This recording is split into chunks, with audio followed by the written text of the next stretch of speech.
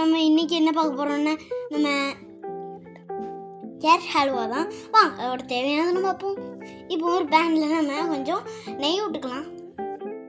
அப்புறம் நம்ம இந்த மாதிரி பாதாம் அப்புறம் ட்ரை ஃப்ரூட்ஸ் எல்லாம் கொஞ்சம் எடுத்து வச்சுக்கலாம்.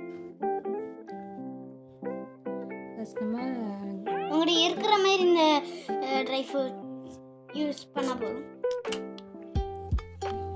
நல்லா வதக்கி விட்டுக்கோங்க. நான் முந்திரி போட்டு இது வேறு தான் முந்திரி கொட்டை. முந்திரி முன்னாடி பேசுகிறது தான் முந்திரி கொட்டை.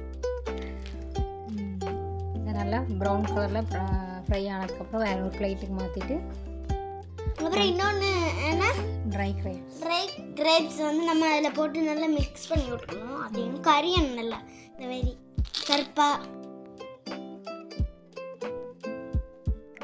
அரிஞ்சால் நல்லா இருக்காது. கரிஞ்சது இல்லை கறி ப்ரௌன் கலரில் வரணும். நான் தப்பாக சொல்லிட்டேன். இந்த மாதிரி செஞ்சிடாதீங்க.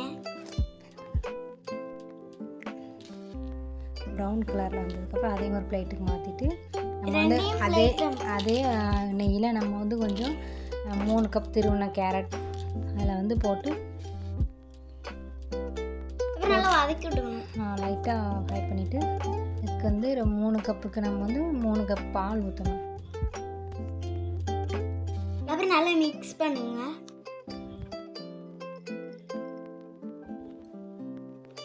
இன்னொரு கப் நான் மில்க் ஆட் பண்ணியிருக்கேன். அப்புறம் நல்லா தண்ணியாக இருக்கு. நல்லா அதுக்கப்புறம் தேவையான அளவு சுகர் ஆட் பண்ணியிருக்கேன். நான் வந்து 1 கப்பு தான் போட்டிருக்கேன். 1 கப் கரெக்டாக இருக்கும். உங்களுக்கு இதோட அதிகம் வேணால் நீங்கள் திருப்பி கூட சேர்த்துக்கலாம். உங்களுக்கு இஷ்டம் போல் என்ன சேர்த்துக்கலாம். நாட்டு சக்கரை கூட சேர்க்கலாம். கருப்பு கலரில் ப்ரௌனாக இருக்கும். அது கலர் சேஞ்ச் ஆகும். இந்த மாதிரி வந்து கொஞ்சம் நேரம் அப்படியே விட்டிங்கன்னா அதில் இருக்கிற பால் எல்லாமே வற்றிடும். இது வந்து பால்லே கேரட் வந்தால் தான் அந்த கேரட்டோட பச்சை ஸ்மெல் இருக்காது. தண்ணியில் வேக வச்சோம் அப்படின்னா அந்த நல்லா இருக்காது. நம்மளோட தண்ணி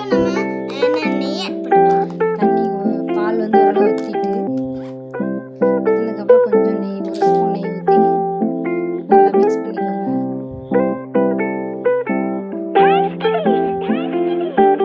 இதே மாதிரி நீங்களும் உங்கள் வீட்டில் செஞ்சு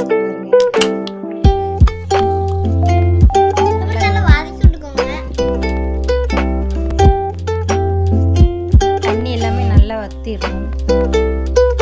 வற்றினதுக்கப்புறம் வந்து அல்வா பத்து வந்துடும்.